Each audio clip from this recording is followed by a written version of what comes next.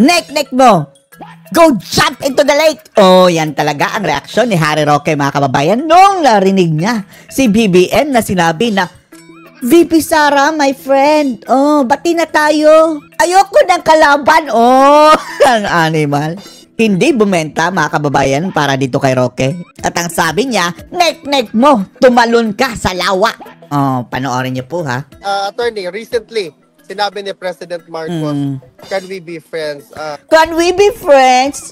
You want some? Oh, ang animal. Matapos lahat-lahat ng ginawa nila, mga kababayan, hanggang humantong pa sa pagpapatapon kay PRRD sa kulungan. Can we be friends? Sa tingin nyo, mga kababayan, mangyayari pa yan? The bridge has been crossed already. Pagkabati na tayo, is that with This is a point of no return. respect to VP Inday? Well, of course, I will allow VP Sara to address that. Antayin natin ang sagot ni Sara dyan. Pero kung tatanungin mo kami, ang sagot ay, nek mo! Nek mo! Gag! O tapos mong kidnapin si Tatay Digong? Oo nga. Ipagbati ka? Nakawin mo uli dito si Tatay Digong, iuwi mo. Oo.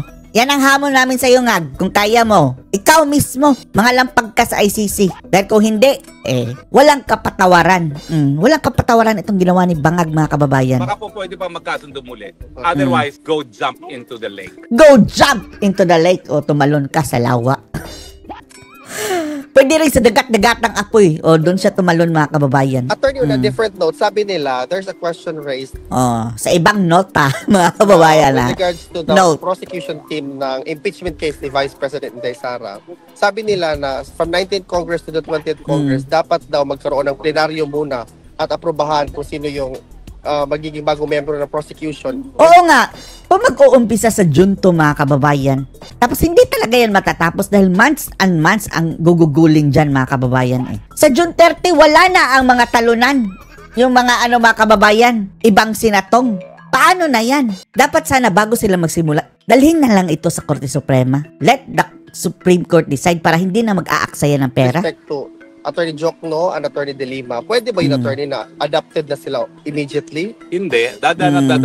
Tapos ito pang inadapt nila, ha, na mga prosecutor galing sa mababang, hindi pa aralan, ha, pero mababa yung kanilang mga kalidad. Sina De Lima, Saba, Ngipin. Hindi sila kasali sa 19th Congress, mga kababayan, na siyang nag-file ng impeachment. O bakit biglang i-epal? Magiging prosecutor sila doon sa Senado, mga kababayan. Sila ang taga-usig. How is that allowed? Sa plenaryo yan. Okay. Unang-una, meron pang mga nalalabing araw itong 19th Congress. Pwede lang gawin yan. Kasi parang may 5 araw silang magpupulong pa, no? Magkakaroon ng session. And then paano? Maging prosecutor, mga kababayan, si Saba at si Ngipin na Jokno. Na kung June 2, magko-convene, ay hindi pa sila officially kasali sa 19th Congress dahil 20th Congress yan sinadsaba. O pwede rin sa 20th session na. Kasi nagkaroon, ang sinusundan natin ng Amerika. Nangyari na kasi ito na yung impeachment ni Clinton, sinimula. Kaso lang hindi tayo sa Amerika Kaya bilis-bilisan sana ng Korte Suprema ang pagdesisyon dito, mga kababayan. Ano ba to Korte Suprema talaga, no? Pati yung desisyon ng writ of habeas corpus si PRRD, mga kababayan, parang wala ng aksyon. Yung impeachment sa isang Congress, pero yung trial sa kabilang Congress. Okay. So para sila yung maging prosecutor, pwede naman sa 20th Congress sila ma-appoint ng plenaryo ng 20th Congress. Ang tanong, valid pa ba ang impeachment na iyan sa 20th Congress? Bago na ang mga set na mga politicians Pero bakit binalita na nila na magiging parte sila ng prosecution without even having a plenary first? Oo nga, papansin talaga itong sinasaba, mga kababayan. At least malaman natin dahil alam naman natin puro boka lang ngayon. Talaga namang bilang ng mga araw nila na humarap sila sa hukuman. Tignan natin kung ano mangyari sa kanila. Diba?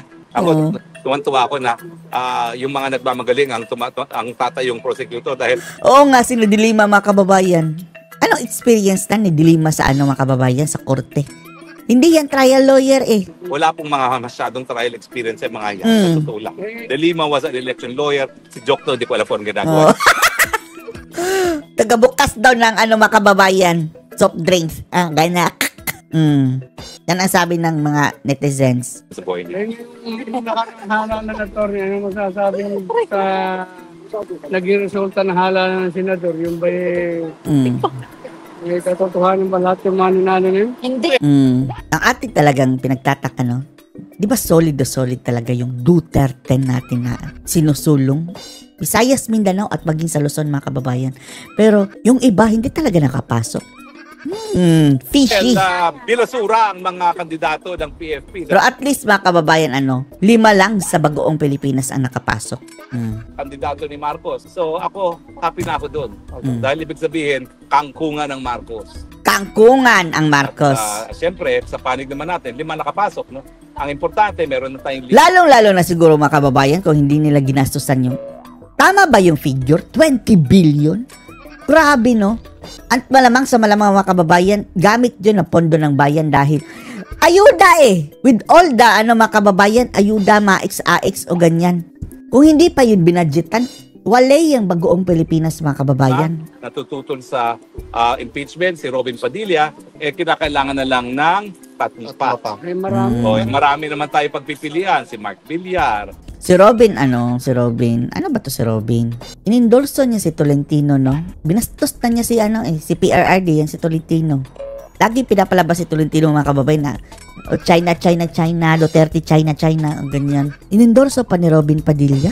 Yung 2 Estrada, yung 2 Cayetano, yun, 5 na yun. Meron Joel Villanueva pa. So sa 6 na yun, siguro yung 3 makakakuha tayo ng 3. Actually, on another note, sabi ni VP Inday, she made a statement that she's Sa very ibang nota. happy to go to the impeachment proceeding kasi nga she wants bloodbath. Do you have a reaction to that statement? Tapos literal, Clariring Castrong animal. Napaka-violente naman, Sara yung ganyan, no? Ay, nako. Utak mo, Clariring Castro. Sana daw, mga kababayan, hindi literal na bloodbath. Animal, common sense will tell you. Ano yan? Gladiator? Magtatagaan dyan, oh. Mema lang itong si Clariring Castro, no? May masabi lang, mga kababayan. Dapat talaga, umagos ang dugo dahil sa kawalangan nila. Oh, gagawin na naman yan, literal ni Clariring Castro. Kaya ako nga winawalang yari nila. Gusto ko rin ng bloodbath. Kung nandyan ako, 2 kami magba-bloodbath. Oh. Okay? Your reaction also, the prosecution is asking the court. Ako nga pala, Oo. alam nyo, Yung- binigyan na kasi ng final deadline ng hukuman yung Presentation. bibigay. Oh, ibang topic ito, mga kababayan, sa kaso ni Tatay Digong. Yung mga animal na mga prosecution, mga kababayan, na nang-aako sa kay PRRD na, give us time, hindi pa namin ma-present ang aming mga witness. Ano? Nung una, ayaw nila mabigay ng ID. Ngayon, ang witness na mismo ang hindi nila mapipresent, mga kababayan. Ang sigurado palang andun ay Matubato at Las Cañas, ang mga animal na mga sinungaling. Ang mga witness ni Saba de Lima, recycled witness pa yan, ha? So, kung sino yung mga tatay testigo kay Tatay Digong. Ang sabi nila, hingi pa rin sila ng panahon dahil hindi pa nila napapangalagaan ang safety daw ng mga witnesses. Hindi nyo pa na-briefing. Oh, sa mga posible nilang mga sasabihin, mga script, yan siguro. Dapat pagbigyan yan. Mantakin ninyo, Mm. 68 days na nakakulong si Tatay Digong, di pa niya alam kung ano yung ebidensya laban sa kanya. Di ba lahat tayo, we have a right to confront our accusers? Bakit 68 days na ayaw pa rin nila ilantad kung sino yan? Siguro kaya ayaw nila ilantad, alam nila mga sinungaling. Baka wala talaga, mga kababayan, naghahanap pa ng testigo. Di ba? Ano kinatatakot nila? Walay ang mga sigurado ng witness, mga kababayan, Las Cañas, Matubato, at yung paglabas pa niya ng bansa, mga kababayan, na parang illegal pa, ha? Gumamit ng ibang pangalan. Meron daw banta sa buhay. Anong banta sa buhay? Bangag ngayon nasa Pilipinas, nagpakulong, napakidap kay Tatay Digong. Ngag-ngag. Suportahan nila talaga at puprotektahan nila yung mga nagsisinungaling na testigo laban kay Tatay Digong. Di ba? Nakalimutan ko nga pala, humingi sila ng panahon at sana naman hindi bigyan ng panahon kasi Correct. hindi na tama. Hindi na makatarungan. 68 days now, hindi pa na papatunayan nagkasala, nakakulong, tapos gusto pa nila mas matagal na panahon. Samantalang karapatan naman ng akusado malaman kung ano yung mga paratang laban sa kanya at ikompronta kung sino yung mga tumatayong testigo laban sa kanya. Correct. Also following up to that, sinabi nila na is this also an indication na baka wala nga talagang witness na may Baka. Ay, hindi Baka ko wala alam, talaga. sa akin, insecure sila. Takot Insecure. sila doon sa kanilang mga testigo. Kasi baka mamaya nagsisinungaling. Ako may sabi. Oo nga, Baka hindi pa napulido ang kanilang script, mga kababayan. Sigurado ko na nagsisinungaling dyan. meron daw siyang mga linibing na mga biktima ng mass murder. Hinukay namin yun, ha? Si Matubato Las Cañas. Sa kanila yan, mga kababayan. Isa sa kanila dyan, sila dalawa, mga kababayan, mga sinungaling. Ang nakita namin, buto lang ng aso. Tapos dadali pa rito. At ang balita ko, kasama ko ngayon sa Hague. Kaya lang siya, all expenses paid Wow, by the all court. expenses Ako paid. nakikitira. Sinong nagbayad? Di bale, masarap naman ang luto ni Mami Janet. Bahala. So, anong masasabi niyo dito, mga kababayan? Post your comments below.